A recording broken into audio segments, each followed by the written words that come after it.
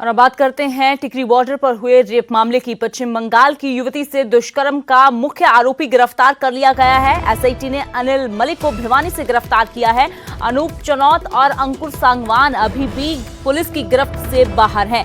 पश्चिम बंगाल से किसान आंदोलन में भाग लेने आई थी ये युवती, जिसके साथ दुष्कर्म किया गया और दुष्कर्म के बाद कोरोना के चलते युवती की मौत हो गई थी। 2 महिलाओं समेत 6 लोगों पर मामला दर्ज है और एसआईटी ने अनिल मलिक को भिवानी से गिरफ्तार किया है। ये इस दुष्कर्म का मुख्य आरोपी है और अभी भी इस मामले में अनूप चनौत और अंकुर सांगवान गिरफ्त से बाहर हैं।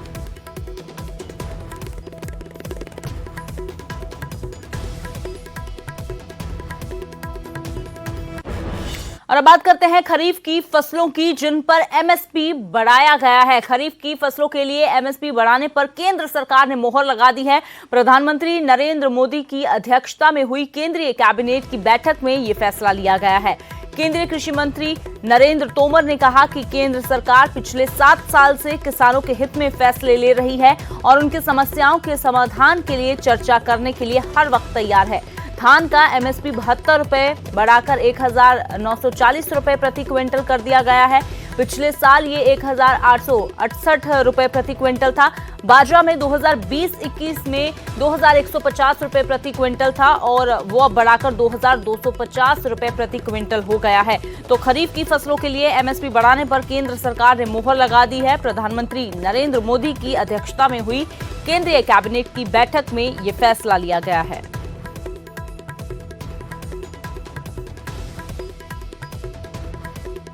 सामान्य स्तर का है उसका भाव अभी 1868 रुपया था और अब 21-22 में ये 1940 रुपया हो गया। इसमें 72 रुपये प्रति कुंटल की बढ़ोतरी है, जो 50% से अधिक है।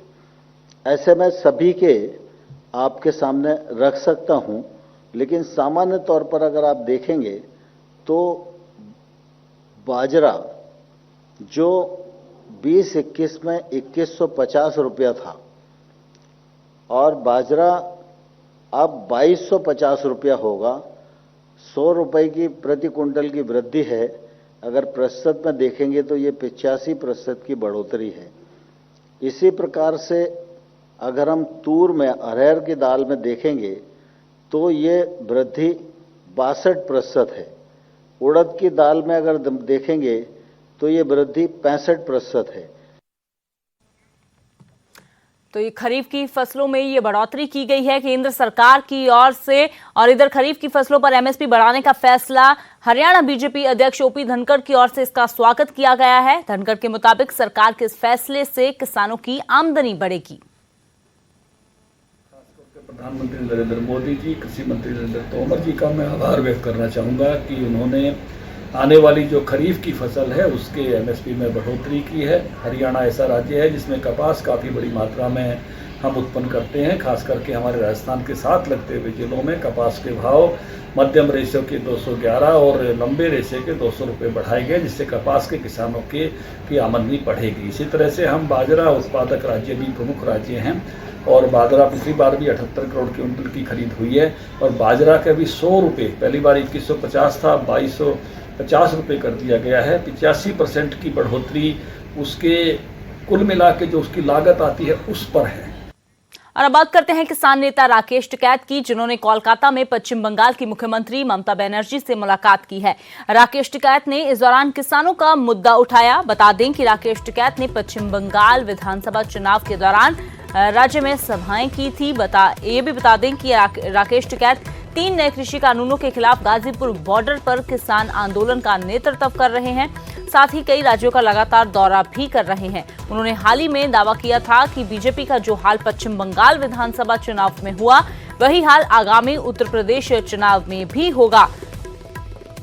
तो चुनाव से पहले पश्चिम बंगाल में एक के बाद एक लगातार रैलियां करके वहां के लोगों को बीजेपी को वोट ना देने की अपील करने के बाद अब जब टीएमसी की सरकार बन गई है तो मिलने पहुंचे ममता बनर्जी से राकेश टिकैत।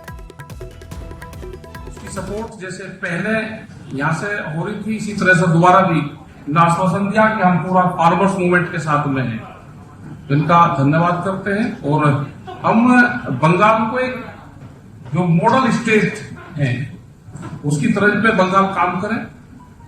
जो यहाँ की और पॉलिसी है उन पॉलिसी पे काम करें, किसानों को ज्यादा लाभ यहाँ पे मिले, फिर से इसके किसानों को लाभ मिले, जो यहाँ का पोल्ट्री फार्म्स है उसको लाभ मिले, जो यहाँ का वेजिटेबल्स का किसान है जो कोरोना काल में सबसे ज्यादा नुकसान उसको है वेजिटेबल्स का पूरे देश में, यहाँ को उनको ज्यादा सपोर्ट मिले। यही हम यहाँ चाहते हैं कि मुख्यमंत्री यहाँ पे इन सब चीजों पे मजबूती से यहाँ पे काम करें। तो पश्चिम बंगाल में राकेश टिकैत ने ममता बनर्जी से मुलाकात की है और अब इस मुलाकात पर घमासान छिड़ गया है। मुलाकात पश्चिम बंगाल में हो रही है और बयानबाजी पंजाब हरियाणा में शुरू हो गई है। किसान नेताओं का इस मुलाकात पर कहना है कि ये कोई राजनीतिक मुलाकात नहीं है बल्कि ये शिष्टाचार मुलाकात है। चुनावों में किसानों ने वहां बीजेपी का विरोध किया था, इसलिए राकेश टिकैत बधाई देने के लिए वहां गए हैं। तो वहीं कांग्रेस का कहना है कि जब चुनाव थे तब किसानों ने ममता बनर्जी की मदद की थी, अब धन्यवाद करने के लिए ममता बनर्जी ने भी टिकैत को बुलाया है। तो वहीं बीजेपी इस मुलाकात पर ममता बनर्जी के साथ साथ राकेश टिकैत दोनों को घेर रही है।